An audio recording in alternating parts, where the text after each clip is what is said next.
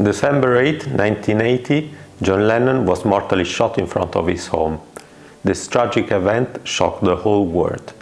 Just a few months earlier, he celebrated his 40th birthday, receiving from his wife some amazing gifts, including the Patek Philippe 2499. After the death, all John Lennon's possessions were catalogued and numbered. In that list, there were only 2 watches in gold, a pocket watch and the 2499.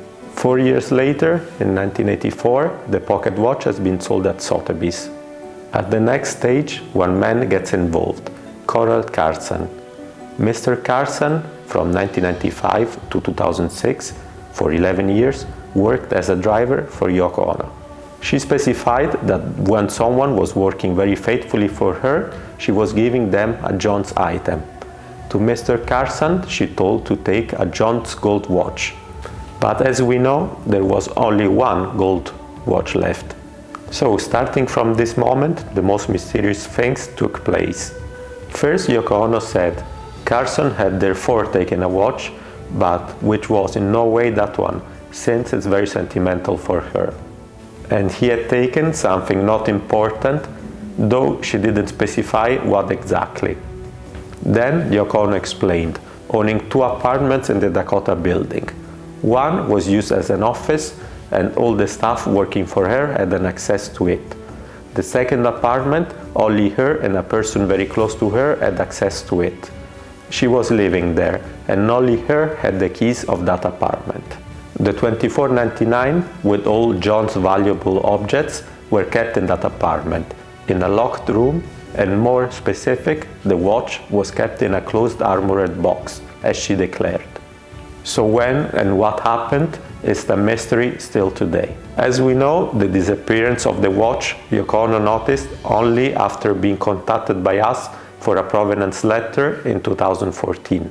Meantime, Coral Carson indeed had some difficulties with German police catching him on selling John Lennon's items.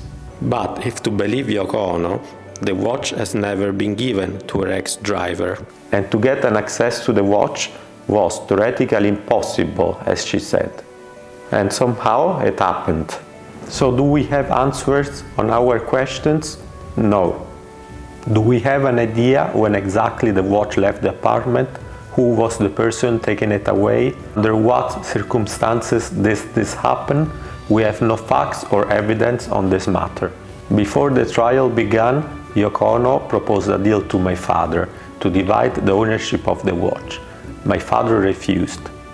And after this, he decided to act, so to speak, radically through the Swiss court. And from 2019, when the court started, until 2024, each party insisted on its own. Us, on a clear and transparent history of the watch, since a Patek Philippe extract from the archive has been issued, confirming it, as well as additional Interpol documentation. And part of Yoko Ono, insisting that Mr. Carson didn't receive the watch as a gift.